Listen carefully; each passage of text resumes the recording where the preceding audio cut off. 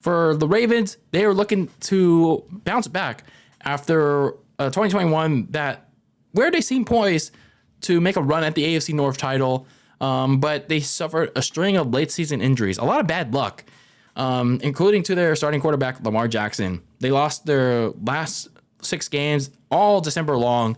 They went 8-9 and were dead last in the division. So a lot of bad injury luck if you look back at that 2021 season, if you're a Ravens fan. But even with the bad ending to their season, when you looked back at their last offseason, they didn't really do a whole lot to fix those issues that plagued them. But actually, when they actually did a little bit worse, they did a little bit of the opposite of getting better. They traded away their top receiver, Marquise Hollywood Brown, to the Cardinals, and because I guess he was looking for a contract extension, but instead they traded him away to Arizona. But then they didn't get his replacement, because especially to complement Rashad Bateman, their then rookie receiver. So they were going into a season where they didn't really have a top receiving option, let alone a receiver too.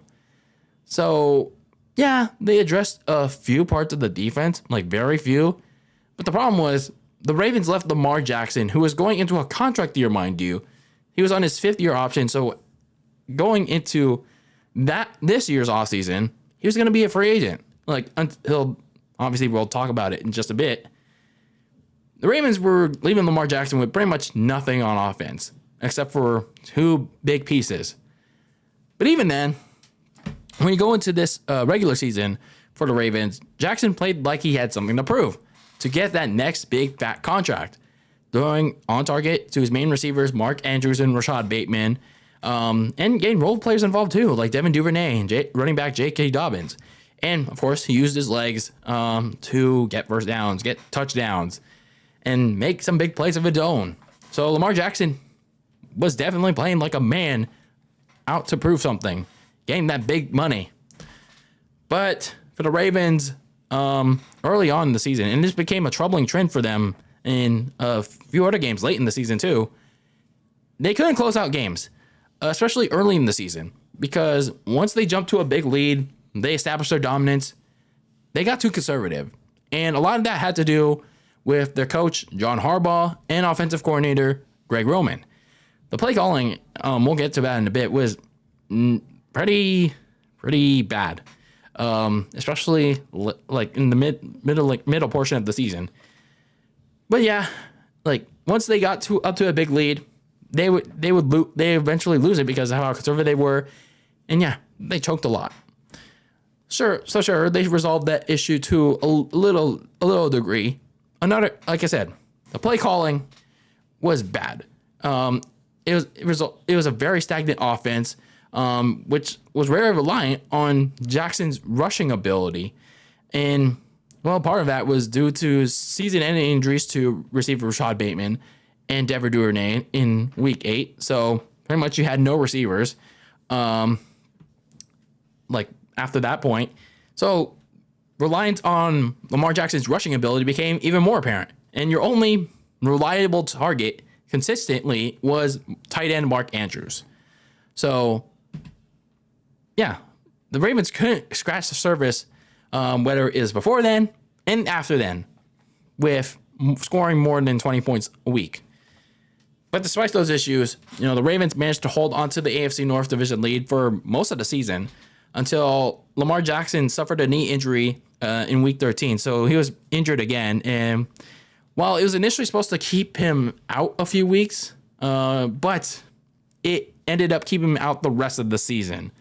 So a definite big blow to the Ravens' chances at competing not just for the division, but potentially going deeper into the postseason if they were even going to go that far. So in this stead, once again, Tyler Huntley, their backup, had to play in place of Lamar Jackson.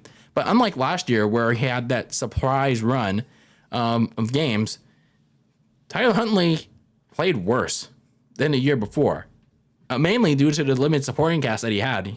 Unlike last year where he had Marquise Brown, Andrews, and Rashad Bateman, he had nobody.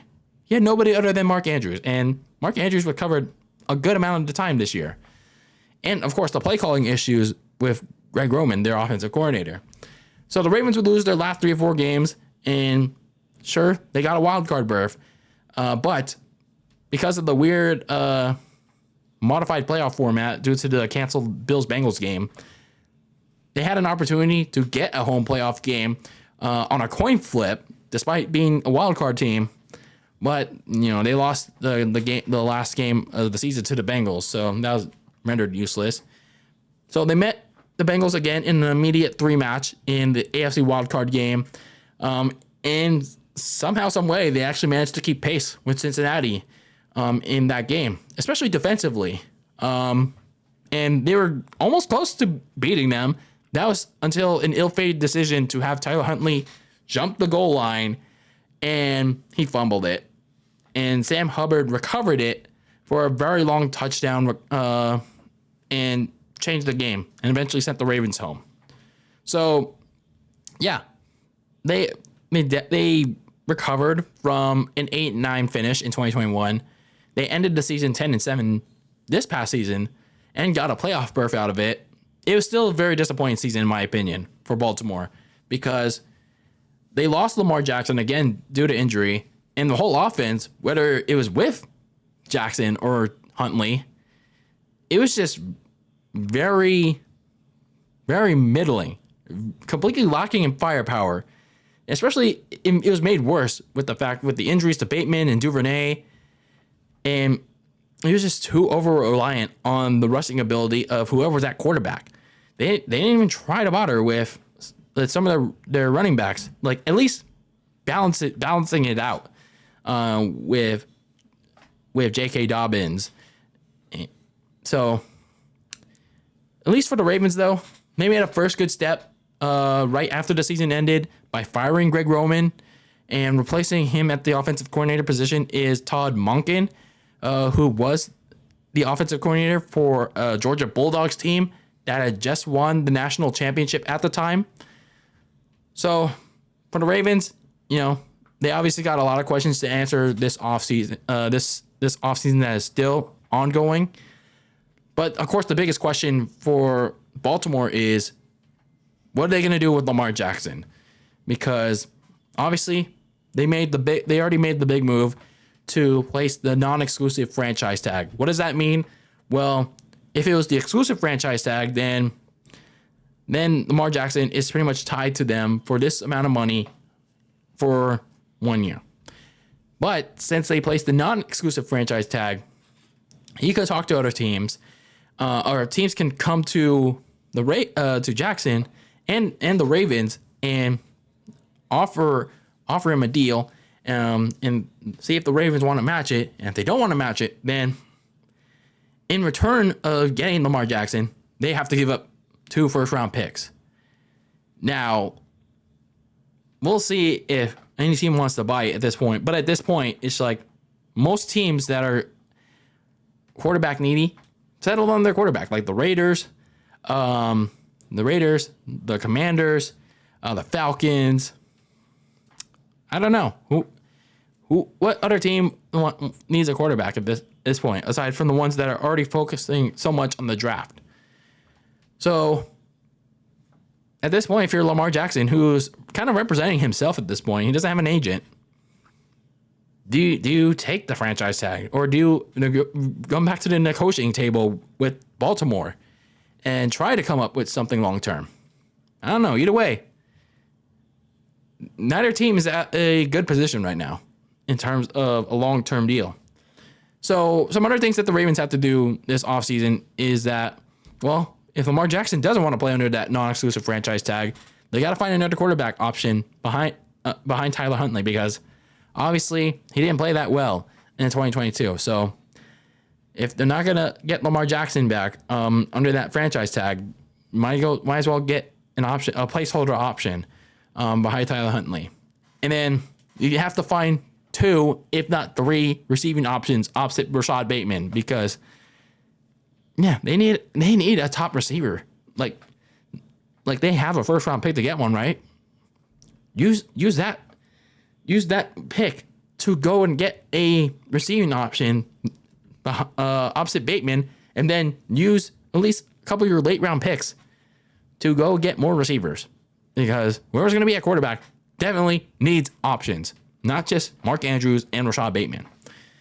And then bolster the defense, starting with the secondary, because, yeah, it picked up late in the season, but it can definitely be worked on. So for the Ravens in 2022, they were supposed to bounce back, but they didn't do enough in the previous offseason to make that happen. Yes, they had injuries on offense again, but even then, they were mediocre on the offensive side of the ball, despite some good play from Lamar Jackson and Mark Andrews. But now, when you're focusing on this offseason, with Lamar in this war against himself to get a contract that he wants over the non-exclusive franchise tag, the Ravens look destined to keep middling with the same cycle of mediocrity again this fall until they can come to a reasonable agreement with their supposed franchise quarterback. And until they do, yeah, things are not looking great in the fall.